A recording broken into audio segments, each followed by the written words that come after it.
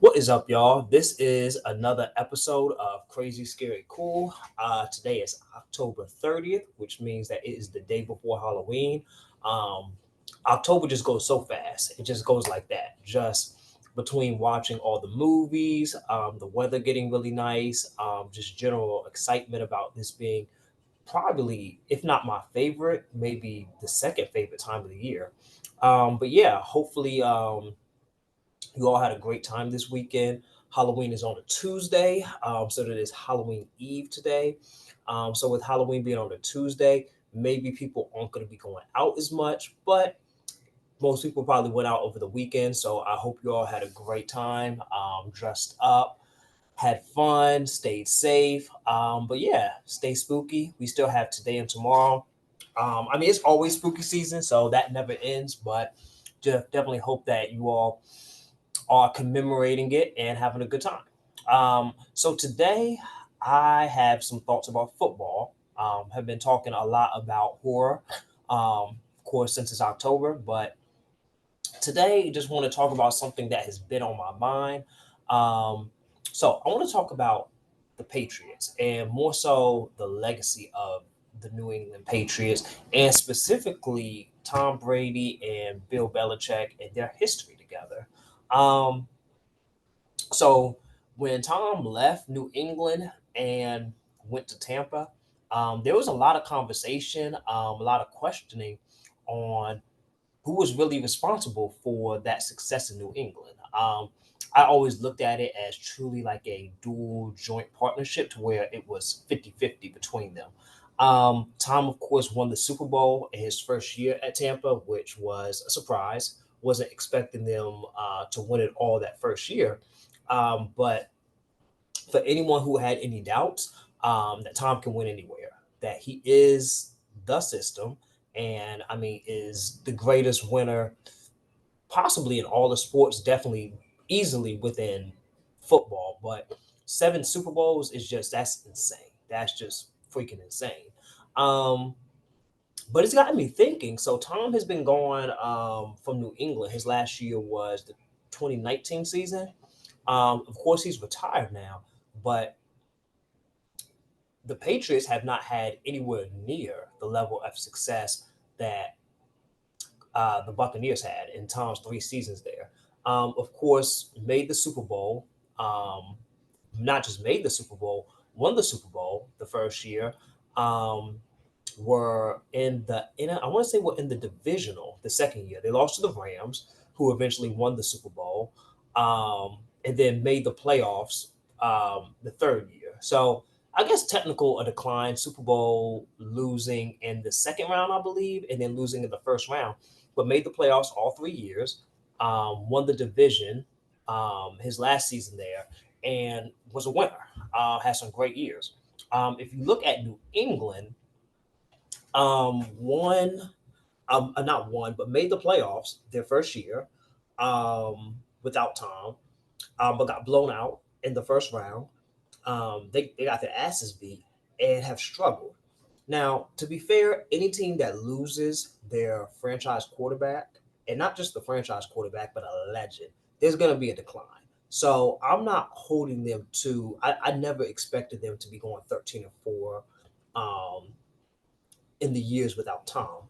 But what has me really thinking is that this offense has been anemic, and now they're almost straight up bottoming out. Like that offense is really, really bad, and they are really struggling to field a modern offense and to move the ball consistently. And when they lose, they get their asses beat. Um, Turnovers, pick sixes, but the offense just cannot move the ball and cannot put points on the board. Um, So someone could say that, okay, you're losing Tom, of course that's gonna hurt. So it's probably not fair to compare the offenses that the Patriots have with Mac Jones to the ones that, quote Tom Brady was quarterbacking. Fair. But mainly what I'm looking at is Bill Belichick.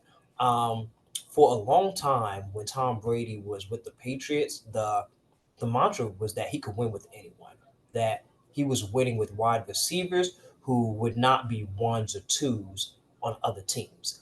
No shade. I do think Julian Edelman is a very good football player, and I think he's carved out an excellent career. Maybe he could be like a number two on some teams, but even with him, not super explosive, not super dynamic, he is a Patriots kind of player. And those kind of players that are scrappy, that are smart, not super flashy, but they get the job done and that they do their jobs really well. But not somewhat, not a Julio Jones, not a Megatron.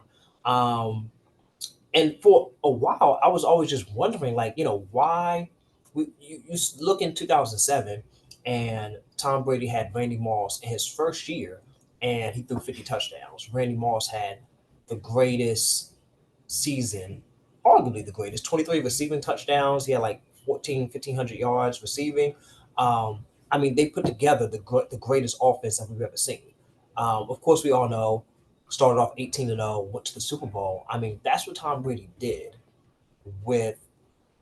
Now, granted, Randy Moss might be the best wide receiver of all time, but the point is that why wouldn't you give him high end talent? Now, of course, he had the great tight ends with Rob Gronkowski, Aaron Hernandez, um, rest in peace, and also rest in peace to Aaron Hernandez's victims. But I guess what I'm getting at is that why wouldn't Bill Belichick put the best offensive weapons around Tom Brady? And of course, it speaks to Tom Brady's greatness that he carried these teams. But then now seeing in the post Tom Brady years, these offensive players really aren't anything to write home about. Ramondre Stevenson is a really good player. I liked Mike Gesicki as an acquisition, but Hunter Henry, who I believe that they drafted, um, has surpassed him. Um, so it's just really looking at like Bill Belichick does not know how to put an offense together. And it's looking like Tom Brady was really that catalyst and that he was that system. And especially seeing that Tom Brady took a Tampa team who had potential, but hadn't been to the playoffs in a minute, was not a top end team, and not only made them a contender, but made them a dynamic offense and had them winning a Super Bowl. And then in the years following Tom Brady's departure, Bill Belichick has not drafted well. The acquisitions haven't really panned out. Mac Jones is looking like he would probably be a backup on any other team, um, and has just not fielded a good offense. So I was thinking it's 50-50, but at least from the offensive side of the ball, it's really looking like that was Tom Brady who deserves that success, not just for everything that was going on the field, but this might be a hot take that maybe even Bill Belichick may have been holding Tom Brady back in terms of the players that he was giving him. Now drafting Rob Gronkowski, like that's I think he got him fourth or fifth round, maybe third. I know he wasn't a first round pick. Aaron Hernandez, those are great acquisitions at tight end.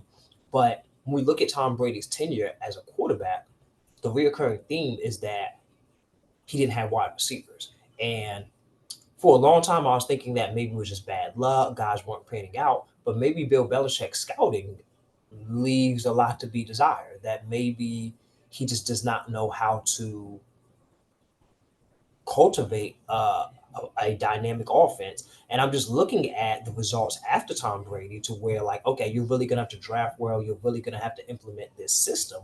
And he hasn't been able to do so. So maybe it's a couple things to maybe he just hasn't adapted to the modern NFL. Maybe not having, maybe just Mac Jones is just really a miss. And maybe these guys aren't bad. But right now, I'm saying all this to say that I just think that Tom Brady, at least from the offensive side of the ball, um, deserve the credit for that success. And maybe even if he was playing with someone like a Sean Payton, like that level of mind, um, Andy Reid, that level of mind of offensive coordinator or coach, imagine what he might have done offensively. Now, one thing I will say, because I'll be remiss if I didn't say this, Bill Belichick as a defensive mind he's maybe the best we've ever seen. Um, yeah, I think that defense has taken a step back this year, but even last year, that defense was still really solid. So yeah, I'm not going to take anything from him defensively, and they don't win those Super Bowls with him as like one what he does as a defensive game planner, and two like how he got everyone on the same page. And one thing I will give Bill Belichick credit for because I don't want to make it seem like I'm just shitting on him. He still is a great play caller, an amazing play caller, a great risk taker, knows exactly when to take risks. Um, it's something I've always appreciated, excuse me, and that he deserves a ton of credit and that more coaches to emulate. A couple of things. One is that there have been times where the Patriots started slow in the first half and instead of trying to force a square into a circle or the circle into a square peg or making oil and water mix, there's been times where he scrapped game plans and came out with a totally different game plan in that second half, and they scored like 31 unanswered in the second half. Just go on a ridiculous run. Just the ability to pivot from, okay, we were doing this, it didn't work out. Like less like our ego isn't so big that we're going to keep doing something that isn't working just because we game planned on it. And this is our game plan, and because we made it, it's got to work. Just saying that, okay, this isn't working, and immediately pivoting. I've seen him do that his entire career, and he deserves a lot of praise for that. Next is just not overthinking things, whether it is with some of the acquisitions, whether it is just with play calling, like game management, just does not overthink things. I think a lot of coaches are can be risk averse, and I think they do things or avoid decisions because they don't want to be criticized or it's a little bit controversial. So I don't want to make it seem like I'm taking anything away from him as a coach. I'm speaking more to him as an offensive mind. As an offensive mind, he still is a great play caller, but I do think when we talk about that Patriot system, I think we're talking about Tom Brady. So that's everything I had today. That's just a thought that was on my mind.